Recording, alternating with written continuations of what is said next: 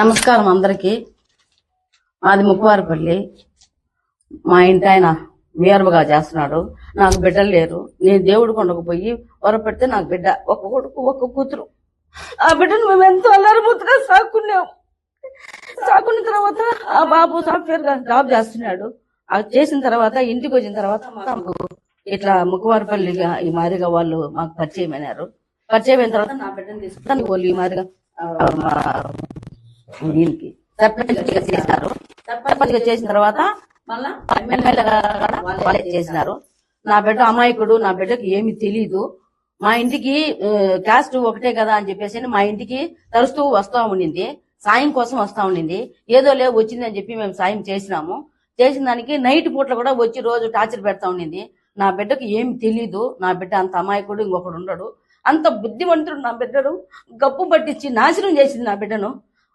అంత ఉత్తముడు లేడు. వాళ్ళ దగ్గరికి మేము మమ్మల్ని వాళ్ళ దగ్గరికి తీసుకుపోయి మమ్మల్ని బిడ్డను ఉత్తముడుగా చేసినారు. చేసిన దానికి కానీ ఇది ఎట్లా బయట పెట్టాలా, ఇది ఎట్లా చేయాలని చెప్పేసి ఈ మాదిరి మమ్మల్ని నా బిడ్డను టార్చర్ పెట్టి టార్చర్ లోపల ఈ నైట్ పూట్ల కూడా మా ఇంటికి వస్తా ఉండింది. వచ్చి గుళ్ళ దగ్గర ఉండి ఎక్కడంటే అక్కడికి పోయేది. నా బిడ్డను రమ్మని చెప్పేది. మాకు ఫోన్లు చేసేది. 1 గంటకు 2 గంటలకు 3 గంటలకు ఫోన్లు చేసేది. మమ్మల్ని ఎట్టంటే అటు టార్చర్ పెడతా ఉండింది.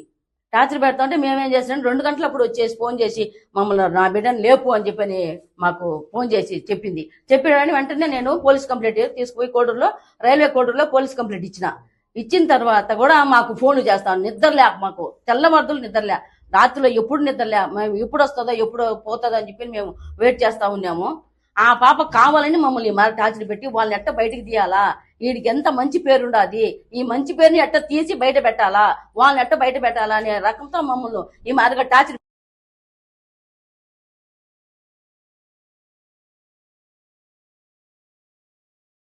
దాన్ని ఎట్లా పోయాలని మేము ఆలోచన చేసినాము. కానీ మాకు కొంచెం వాళ్ళని చూసి మేము ఏం చేయలేక గమన అయిపోయినాము.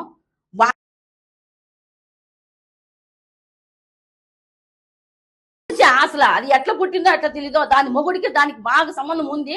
అది లేదని టార్చర్ పెట్టి మా బిడ్డను అన్యాయం చేసేసింది. అన్యాయం చేసి బయటికి తీసి లాగాలా, ఇది ఎట్లా, దాని వెనకలు ఎవరుండారు, ఎవరు దీనికి మార్గం ఇస్తా ఉండారు తెలియడం లేదు.